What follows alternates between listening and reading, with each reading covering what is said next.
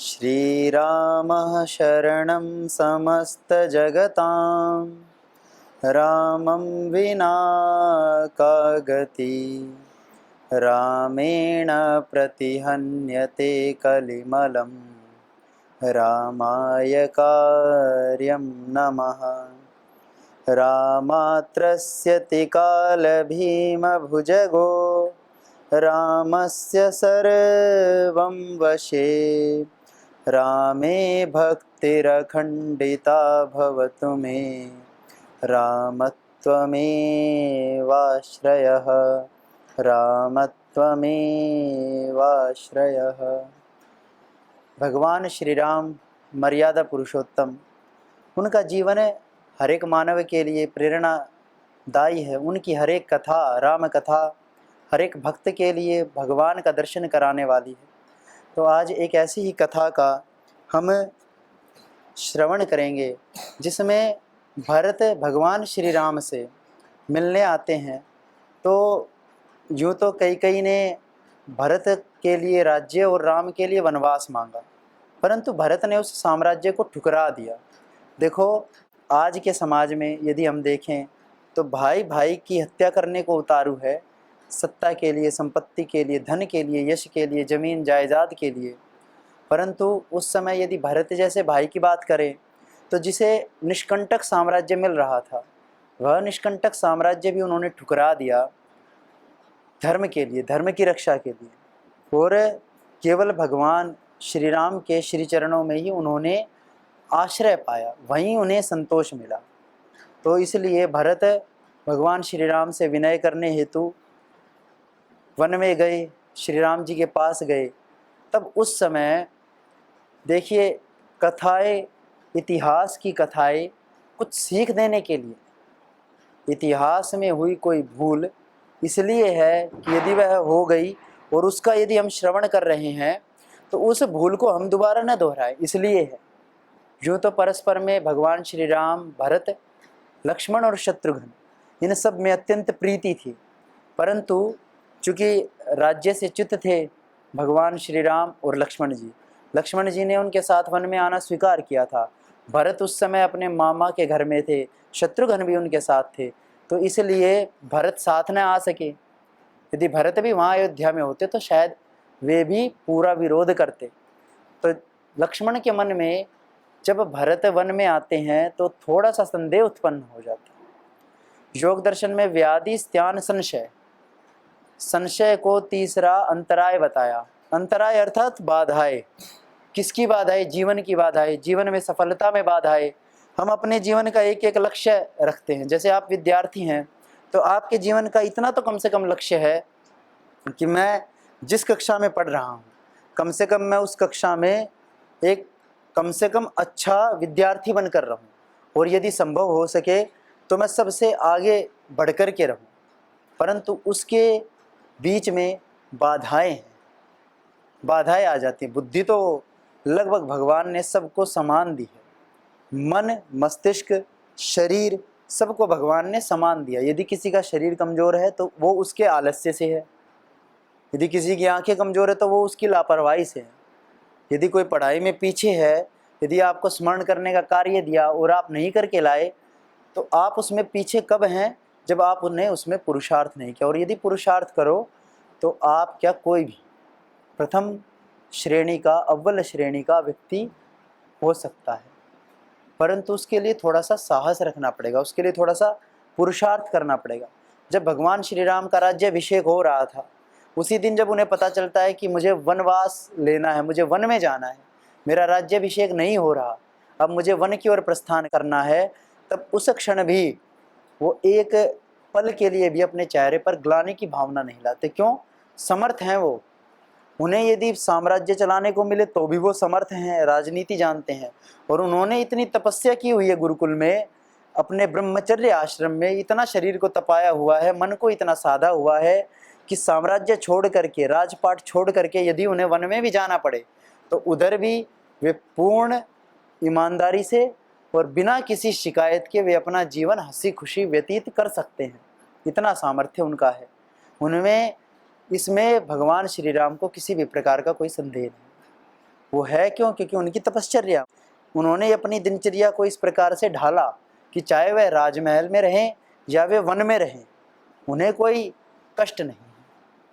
परंतु जिस विद्यार्थी को, अब भगवान राम को कष्ट क्यों नहीं?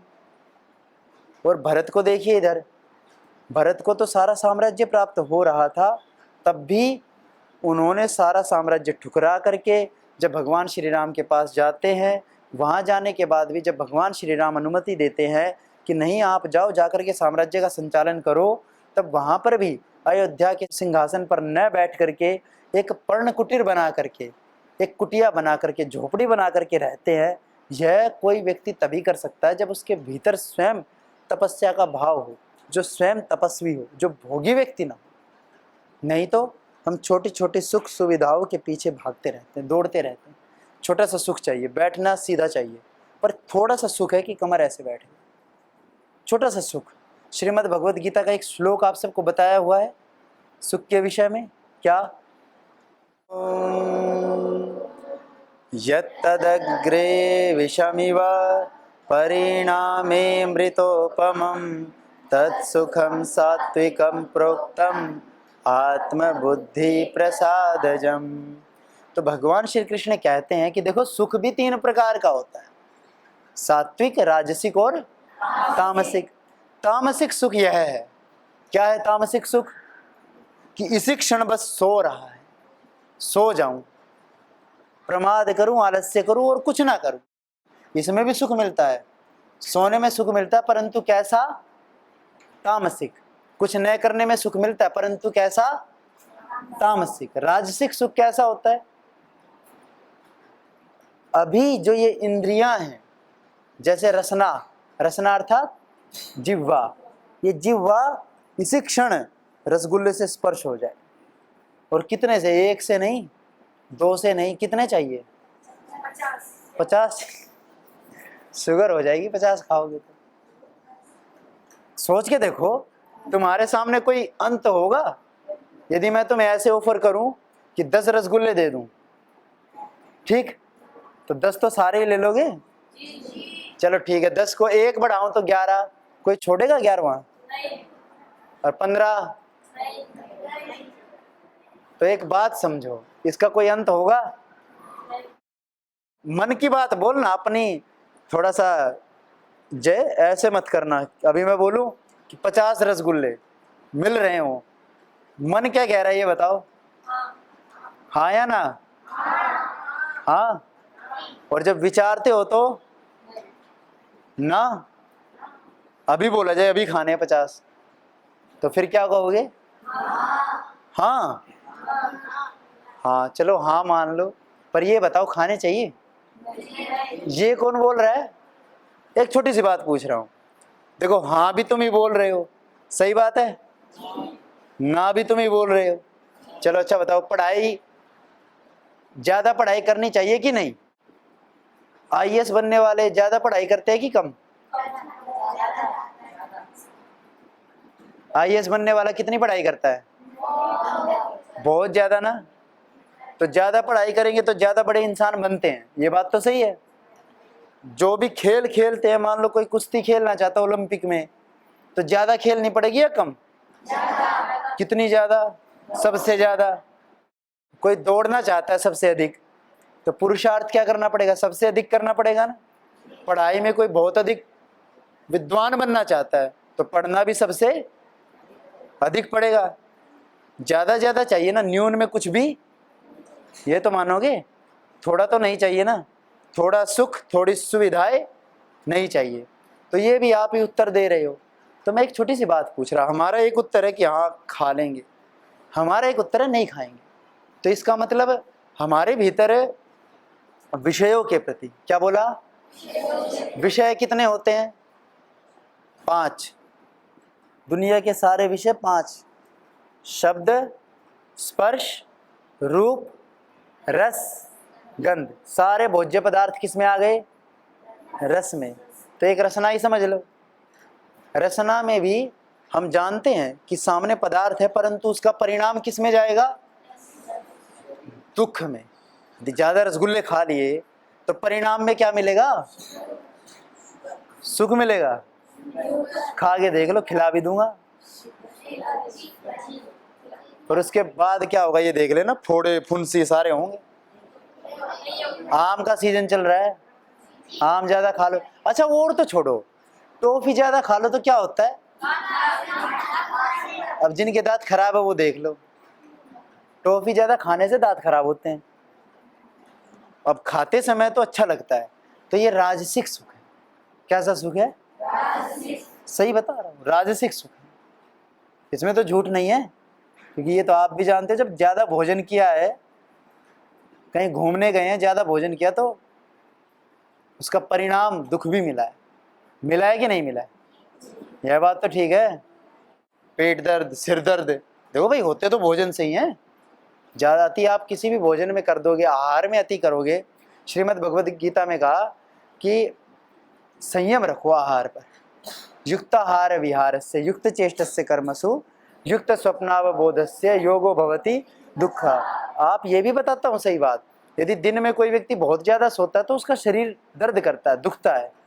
यानी अति निद्रा भी नहीं और अत्यंत न्यून निद्रा भी नहीं, अल्प निद्रा भी नहीं। तो रहना तो संयम में चाहिए, यह बात तो ठीक है, इसका तो स्वीकार करोगे। तो इस संयम में रहने पर भी हमें कम से कम यह ध्यान रखना चाहिए कि जो भी काम यदि करना, हमारे भीतर ज्ञान भी है, ज्ञान भी है, तो दोनों में हमें देखना पड़ता है कि क्या करें। राजसिक सुख है संसार में और एक सात्विक सुख भी। सात्विक सुख की है परिभाषा की कि प्रारंभ में तो कैसा प्रतीत होता है? विष, विष ही प्रतीत होता है। बड़ा एक भारी शब्द डाला हुआ है, यत्तदग्रे विषम इव। विष शब्द डाला, विष का मतलब समझते हो क्या? जहर, पॉइजन। खा लिया तो फिर जिंदा नहीं रहोगे। तो ऐसा प्रतीत होता है, प्रारंभ में ऐसा प्रतीत होता है, परंतु उसका परिणाम किस में मिलता है? अमृत। कैसा अमृत? आत्म बुद्धि प्रसादजम। देखो हम यदि जो भी हमें भोजन पसंद है, यदि उसको हम करते तो जिह्वा तक सुख रहता है, क्षणिक सुख रहता है, वो हमारी आत्मा को, बुद्धि को तृप्त नहीं करता। यदि हम मान लो आप एक दिन पढ़ाई ना करो तो आपको लगता है चलो ठीक है आज, पर आप सोचो एक साल आप पढ़ाई ना करो तो क्या मन में तनाव नहीं होगा? लोग कहते हैं पढ़ने से तनाव होता है। अब जो 2 साल से नहीं पढ़ रहे कोरोना काल में, उनकी स्थिति देखे कोई जाकर के घर में, उनकी मतलब सोचे कोई 2 साल जो व्यक्ति घर में है, जो पढ़ ही नहीं रहा, उसके दिमाग में, क्योंकि मस्तिष्क का तो जैसे हमारे शरीर का व्यायाम है, शरीर को देखो, शरीर यदि व्यायाम ना करे तो शरीर खराब हो जाता है। तो ऐसे ही बुद्धि का व्यायाम है पढ़ाई। यदि पढ़ाई नहीं करेगा तो व्यक्ति खुराफात करेगा जब उसका समय पढ़ने का है। यह बात बिल्कुल ठीक है कहीं भी किसी भी संदर्भ में। तो इसलिए हम जो इस समय विष की तरह प्रतीत हो ऐसी वस्तु, परंतु उसका परिणाम सुखदायक हो, ऐसा देख करके व्यक्ति लगा रहे तो उसका परिणाम बहुत अच्छा हो सकता है। अब भरत जी आए तो इसलिए कि राम और लक्ष्मण का हालचाल पूछो और उन्हें पुनः अयोध्या में लाने के लिए मैं उनको निमंत्रण दूं कि आप आइए अपना साम्राज्य संभालिए। परंतु एक संशय, जहां से मैं बात कर रहा था, देखो श्रीमद् भगवद गीता में कहा संशय आत्मा विनश्यति। जिसके भीतर क्या होता है? संशय, उसका क्या हो जाता है? विनाश। विनाश मतलब उसका अस्तित्व ही समाप्त हो जाता है। तो हमें संशय तो नहीं रखना चाहिए किसी चीज में, गुरु में, भगवान में, माता पिता में संशय नहीं करना चाहिए।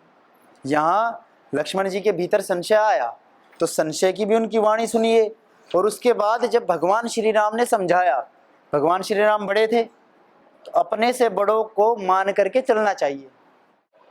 संपन्नम राज्यम इच्छन्तु व्यक्तम प्राप्याभिषेचनम आवाम हंतुम समभ्येति कैकेय्या भरतः सुतः। देखो भरत जी गए तो थे एक अलग इच्छा से कि मैं श्री राम को और लक्ष्मण को पुनः राज्य में लाऊं, परंतु वहां जाकर के लक्ष्मण की तो मन स्थिति ही बदल गई। तो लक्ष्मण जी भरत को देख करके प्रथम उनके दृष्टि में, प्रथम उनके मन में क्या आता है, जैसे देखो संशय, संशय बहुत बड़ी चीज़ होती है। यदि व्यक्ति संशय के पार चला जाए तब तो वह सफल हो जाता है, परंतु ये यदि संशय होने के बाद और संशय में ही रह जाए, देखो दो स्थिति है, एक तो संशय हुआ और व्यक्ति संशय के पार चला गया, भाई समझ में आया कि 50 रसगुल्ला खाना है कि 2 रसगुल्ला खाना है कि 10 खाना है, एक तो संशय हो, और एक व्यक्ति निश्चित कर ले कि नहीं ज़्यादा तो नहीं खाना चाहिए, ज़्यादा खाना तो बेवकूफ़ी है, कोई बेवकूफ़ बने तो बने पर समझदार तो नहीं खाएगा।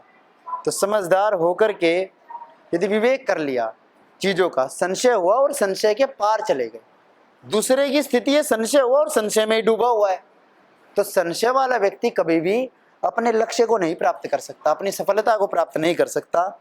लक्ष्मण जी के मन में संशय है और चूंकि उनके सम्मुख उनके बड़े भाई हैं, बड़े भ्राता हैं, तो इसलिए वो इस तरह की बातें कह रहे हैं कि भैया अवश्य ही है भरत निश्चय ही संपूर्ण निष्कंटक राज्य प्राप्त करने के लिए और हम दोनों का आघात कर सारा साम्राज्य प्राप्त करने के लिए आया हुआ है। इस तरह की बहकी बातें लक्ष्मण जी करते हैं और कहते हैं पूर्वापकारिणम हत्वा नह्य धर्मेण युज्यते पूर्वापकारी भरतस्त्यागे अधर्मश्च राघव।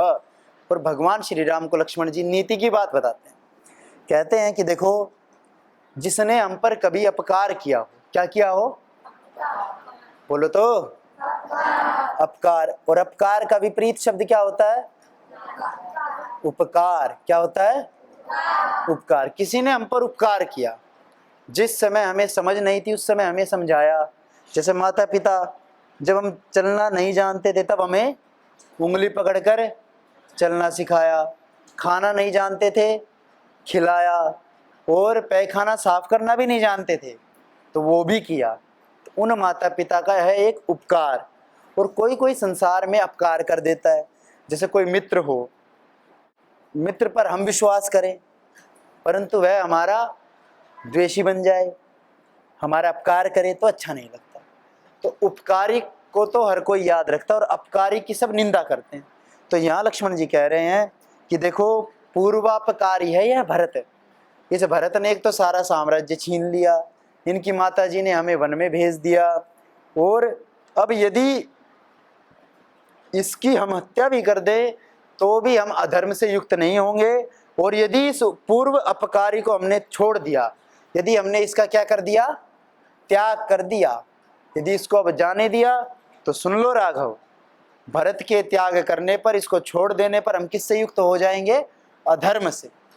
जब धर्म हम करते हैं तो हमारा पुण्य संचित होता है, पुण्य कर्म बनता है, उसका फल हमें पुण्य के रूप में मिलता है। और जब अधर्म करते हैं तब उसका फल किसके रूप में मिलता है, अपुण्य के रूप में मिलता है, पाप के रूप में मिलता है। और यही पाप और यही पुण्य हमारे आगे की जीवन की दशा को और दिशा को तय करते हैं। तो यह सब कहने के बाद लक्ष्मण की सारी बातें सुनते रहे भगवान श्री राम, परंतु देखो बड़े का कार्य कभी भी तोड़ना नहीं होता। जो भी समझदार हो, जो बड़ा हो, घर में, परिवार में, कक्षा में भी मॉनिटर बनाया जाता है। तो मॉनिटर के काम, मॉनिटर किसको बनाया जाता है, जो देखो हर दृष्टि से एक योग्य व्यक्ति या योग्य छात्र हो उसको मॉनिटर बनाया जाता है। ऐसे ही किसी को नहीं बनाया जाता, जिसमें काफ़ी गुण हो और जो कम से कम नेतृत्व का सामर्थ्य रखे उसे मॉनिटर बनाया जाता है। और देखो फिर उसके पीछे कुछ बच्चे चलते हैं, उसे कुछ कुछ कार्य दिए जाते हैं, दायित्व दिए जाते हैं। फिर यदि उन दायित्वों को वह ठीक से निभाए तो सीखना तो एक पढ़ाई के साथ साथ बहुत सारे कार्यों को भी हम यहाँ सीख सकते हैं, गुरुकुल में, विद्यालय में। इसके साथ साथ अब बात इतनी कि भगवान श्री राम के सम्मुख अब एक भाई है जो मनाने आया है, दूसरा भाई है जो रुष्ट हो गया है। अब इन दोनों भाइयों को, क्योंकि तब तक तो भरत जी पहुँचे ही नहीं थे, तो भगवान श्री राम लक्ष्मण को कहते हैं कि देखो लक्ष्मण, एक बात कहना चाहता हूँ कि क्या कभी भरत ने तुम्हारा कोई अपकार किया। देखो चीज़ों को ऐसे भी समझना चाहिए, कभी कभी एक छात्र दूसरे से द्वेष कर लेता है तो उसे यह सोचना चाहिए कि मैं जिससे द्वेष कर रहा हूँ, देखो छोटी मोटी वाणी में ऊक चूक हो जाना एक अलग बात होती है, कि वाणी से आपने कभी किसी को कुछ ऊक चूक बोल दी, दूसरे ने आपको कुछ बोल दिया, उसके पीछे एक बात है। देखो एक होती है भूल, कि हमसे कोई क्या हो गई, भूल हो गई। अब भूल जैसे आपसे होती है ऐसे दूसरे से भी तो हो सकती है, ठीक है बात भाई। हमसे जैसे भूल होती है दूसरा व्यक्ति भी भूल कर सकता है, परंतु अपनी भूल को तो क्षमा कर देना। आप जरा सोच के देखो कि हम लोग जब हमसे भूल होती है क्या हम किसी दूसरे को बताना चाहते हैं? बताते हैं। और जब अच्छा काम करते हैं तब, यदि मान लो आप बिना किसी की सहायता के कोई शास्त्र अच्छा याद कर लो, अच्छा कठिन योगाभ्यास कर लो, आप कोई अलग अतिरिक्त कोई कुशलता सीख लो, तो आप दूसरे को बताना चाहते हो कि नहीं चाहते? बताते भी हो आप कि आज मैंने ये किया, आज मैंने वो किया, लेकिन जब भूल होती है तब छिपाना चाहते हैं। कोई अपनी भूल को नहीं बताना चाहता, और फिर अपने को कैसा दिखाना चाहते हैं हम? निर्दोष। हम दूसरे के सामने स्वयं को कैसा दिखाना चाहते हैं? निर्दोष, कि मैं निर्दोष हूं, मैंने कोई पाप कर्म नहीं किया। आप सोच के देखो, यदि हम जो जो गलत काम करते हैं या जो जो विचार हम गलत सोचते हैं वो सबके सामने यदि आ जाए तब हमें कैसा लगेगा? यदि हमारी छोटी सी गलती भी सबके सामने बता दी जाए तो कितना बुरा लगता है? लगता है कि नहीं लगता? और सारी गलतियां बता दी जाए तो तब मनस्थिति देखो क्या हो जाएगी। भूलें होती है कि नहीं होती? भाई भूलें तो हो जाती हैं, तो बच्चे ही हैं। तब उसी में भगवान श्री राम इनको कहते हैं लक्ष्मण जी को कि देखो लक्ष्मण, किमत्र धनुषा कार्यम असिना व सचर्मणा महाबले महोत्साहे भरते स्वयं आगते। हे लक्ष्मण, यहाँ पर तलवारों का धनुष बाण का क्या काम, जब महाउत्साही महापराक्रमी भरत स्वयं हमारे पास आ रहे हैं, क्योंकि वो तो भ्रातृ प्रिय हैं, भ्रातृवत्सल हैं। और यद विना भरतम त्वाम च शत्रुघ्नम वापि मानद भवेन मम सुखम किंचित भस्म तत्कुरुताम शिखी। और सुनो हे भरत, हे लक्ष्मण, यदि भरत के बिना, तुम्हारे बिना और शत्रुघ्न के बिना यदि मुझे लेश मात्र भी, थोड़ा भी यदि मुझे सुख हो तो मेरे उस सारे सुख को शिखी भस्म कर दे। शिखी कौन? शंकर जी। वो मेरे सुख को तत्क्षण भस्म कर दे, मेरी जिह्वा को तत्क्षण भस्म कर दे। तो मुझे ऐसा कोई सुख नहीं चाहिए जो सुख मुझे तुम लोगों के बिना प्राप्त हो। तो ऐसा प्रेम परस्पर में हमारा एक दूसरे के प्रति होना चाहिए, एक छात्र का दूसरे के प्रति। एक है भावना उदासीनता की। व्यक्ति के प्रति 4 प्रकार के भाव रखे जाते हैं। कौन कौन से? मैत्री, करुणा, मुदिता, उपेक्षा। किन किन के प्रति? सुखी के प्रति, दुखी के प्रति, और पुण्यात्मा के प्रति, और अपुण्य आत्मा के प्रति, पाप आत्मा के प्रति।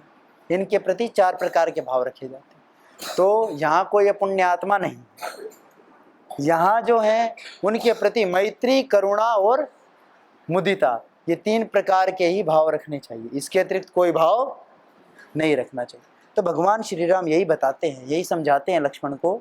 और समझाने के बाद लक्ष्मण भी विनम्रता से स्वीकार करते हैं। देखो, बड़ों की बात को स्वीकार भी ऐसे ही करना चाहिए। लक्ष्मण जी का स्वभाव थोड़ा उग्र अवश्य था, परंतु वे अवज्ञाकारी नहीं थे, वे पूर्ण आज्ञाकारी थे।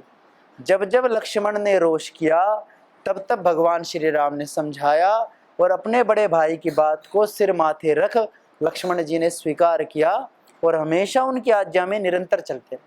यदि अत्यंत उद्दंड होते तो भगवान श्री राम उनको अपने साथ ही नहीं रखते। तो आज की इस कथा से हम यह संदेश ले कि भूल अवश्य हमसे हो, जैसे हम स्वयं को क्षमा करते हैं वैसे दूसरों को भी क्षमा करने का साहस रखें, और अपने बड़ों की आज्ञा में चलने का सदैव उत्साह रखें।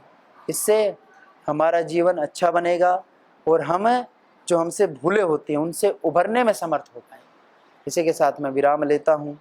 ओम नमः परम ऋषिभ्यो नमः परम ऋषिभ्यः।